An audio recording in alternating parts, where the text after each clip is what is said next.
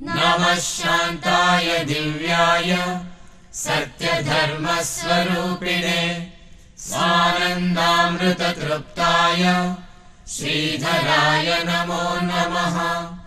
नमः शान्ताय दिव्याय सत्यधर्मस्वरूपिणे स्वानन्दामृततृप्ताय श्रीधराय नमो नमः।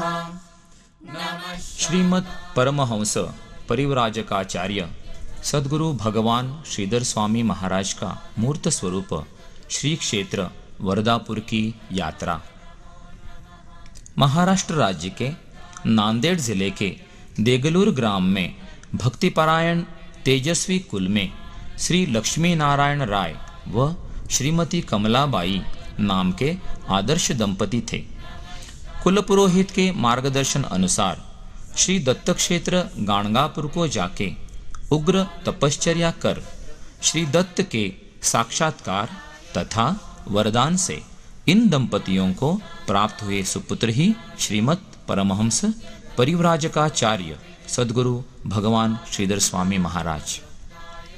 स्वामी जी का जन्म कर्नाटक के गुलबर्गा जिले के लाड चिंचोली गांव में शालिवाहन शके 1830 में दत्त जयंती के शुभ दिन मार्गशीर्ष पूर्णिमा को यानी 19 अक्टूबर 1907 के दिन हुआ।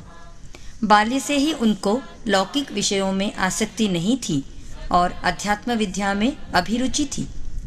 सन 1927 में यानी अपने 20वें वर्ष में ही श्रीधर ने गुरु सेवा रूपी तपश्चर्या करने के लिए सज्जनगढ़ को प्रस्थान किया। इस प्रस्थान से पूर्व उन्होंने आजीवन ब्रह्मचर्य पालन करने की, द्रव्य न छूने की, मठाधिपति न बनने की, स्त्री पुरुषों को समदृष्टि से देखने की, आर्तजनों का दुख शमन करने की, समस्त स्त्रियों को मातृ रूप में देखने की, दिव्य आध्यात्मिक शक्ति प्राप्त कर धर्म की अवनीति को रोकने की तथा आर्य सनातन वैदिक हिंदू धर्म ध्वज को लहराने की प्रतिज्ञा की थी। सज्जनगढ़ में कठोर स्वरूप की समर्थ सेवा कर श्री समर्थ रामदास जी का प्रत्यक्ष एवं पूर्ण दर्शन पाया। समर्थ रामदास जी ने आज्ञा की कि तुम्हें सज्जनगढ़ में रहने की आवश्यकता नहीं है। दक्षिण की ओर कर्नाटक में एक दत्त स्थान की स्थापना करो। श्रीधर स्वामी समर्थ जी से भगवान यह नाम पाकर धर्म जागृति हेतु गुरु आज्ञा के अनुसार कर्नाटक आए। 1942 में विजयदशमी के दिन श्री गुरु शिवानंद जी से श्री शीगेहल्ली में श्री श्रीधर स्वामी जी ने तुर्याश्रम पाया। उन्होंने पूरे भारत में संचार कर अनेक मंदिरों का जीर्णोद्धार किया। अपार भक्त समूह को दर्शन देकर ज्ञान, भक्ति तथा वैराग्य का प्रबोधन कर धर्म जागृति का महत् कार्य किया। अपने पास आए अर्थार्थी, जिज्ञासु तथा ज्ञानियों को मनोकामनाएं पूर्ण करना स्वामी जी का स्वभाव ही था। इन परिव्राजकाचार्य परमहंस का मन आकर्षित किया कर्नाटक के शिमोगा जिले के सागर में स्थित वरदापुर गांव ने। 1954 में चातुर्मास से वरदापुर में श्री गुरु का वास्तव्य प्रारंभ हुआ। इसी वर्ष विजयादशमी के सुमुहूर्त पर धर्मध्वज तथा सिद्धराश्रम की स्थापना के साथ स्वामी जी का कार्य आगे बढ़ता गया। गोपोषण, वेद विद्या का प्रसार, धर्म जागृति, धर्म परिपालन तथा अन्नदान यह श्री श्रीधर स्वामी जी के कार्य का स्वरूप है। आगे के 2 दशकों में स्वामी जी ने अपना धर्म जागृति का कार्य अखिल भारत में अविरत जारी रखा। 1967 में एकांतवास का विचार प्रबल होने पर श्री गुरु ने श्री क्षेत्र वरदापुर के श्रीधर तीर्थ के ऊपर के भाग में नवनिर्मित कुटी में एकांतवास प्रारंभ किया।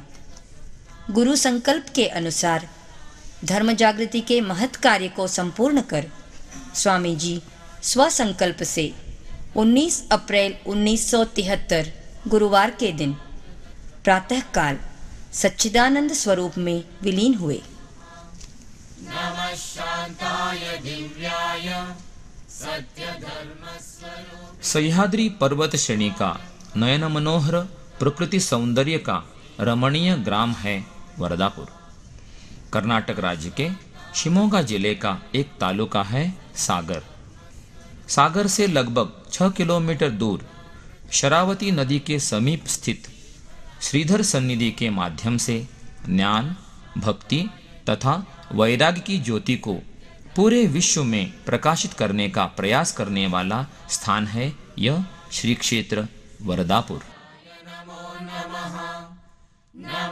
इस पुण्य क्षेत्र को आपका स्वागत है, ऐसे कह रहा है श्रीधराश्रम का यह प्रवेश द्वार। 1953 में जब श्रीधर स्वामी जी सागर प्रांत के वरदापुर को आए, तब वहां पर स्थित देव देवताओं ने तथा महर्षियों ने उनका स्वागत किया और वरदापुर को अपना स्थान बनाने का निवेदन किया। श्रीधर स्वामी अनेक वर्षों से अपने धर्म प्रसार का ध्येय साध्य करने के लिए एक स्वतंत्र तथा रमणीय स्थान की खोज में थे। सहज ही उन्होंने यह निवेदन स्वीकार किया। श्रीधराय नमो नमः। नमः शान्ताय दिव्याय सत्यधर्मस्वरूप। श्रीधराश्रम की ओर आ रहे भक्तों का स्वागत यह धर्मध्वज कर रहा है। यह धर्मध्वज श्रीधर स्वामी द्वारा आरंभ किए गए आर्य सनातन वैदिक हिंदू धर्म प्रसार का प्रतीक है। आनंदामृत तृप्ताय श्रीधराय नमो नमः। नमः एकांत गुफा। इसी गुफा ने श्रीधर स्वामी जी को उनके अंतिम दिनों में एकांत प्रदान किया। 1967 में प्रारंभ हुआ स्वामी जी का एकांतवास 1973 में उनकी समाधि में पर्यावसान हुआ। आरंभ का कुछ काल स्वामी जी ने शिखर कुटी तथा श्रीधर कुटी में बिताया था। अंतिम 5 बरस उन्होंने इसी एकांत गुफा में बिताए। खिड़की से अंदर झांकने पर स्वामी जी के छाया चित्र का दर्शन होता है तथा सात्विक स्पंदनों की अनुभूति आती है। स्वानंदामृत तृप्ताय। एकांत गुफा के ऊपर स्थित कमरा। एकांत गुफा के ऊपर स्थित कमरे में स्वामी जी की तस्वीर दर्शन के लिए रखी गई है। अमृत तृप्ताय श्रीधराय नमो नमः। समाधि मंदिर के बाएं बाजू में यागशाला। यहाँ हम देख रहे हैं श्रीधर स्वामी द्वारा निर्मित यागशाला तथा यज्ञ कुंड। स्वानंदामृत तृप्ताय श्रीधराय नमो नमः। नमः शान्ताय दिव्याय सत्यधर्मस्वरूपिणे।